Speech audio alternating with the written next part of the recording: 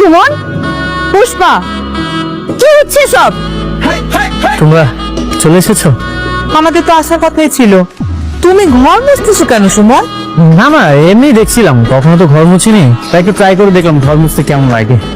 কিরে পুষ্পা, তুই টেবিলের উপর বসে কেন বিরিয়ানি খাচ্ছিস? ও ম্যাডাম, আমিও স্যারের মতো দেখতাছিলাম আর কি, কাজ বদলালে কেমন লাগে। মা, সুমন ইদানিং সব লিমিট ক্রস করে ফেলছে। আমি তো জাস্ট দেখছিলাম আমাদের কাজগুলো এক্সচেঞ্জ করলে কেমন লাগে, এর থেকে বেশি কিছু না। এসব পাগলামি যেন আমার বাড়িতে আর কখনো না দেখি। তুমি তুমি অনেক বাসো, তুমি রুমে চলো, তোমার মজা দেখাচ্ছি। পুষ্পা, ম্যাডাম, ম্যাডাম, তুই জাস্ট আমার ফোনটা দিয়ে দে, আমি চলে যাচ্ছি।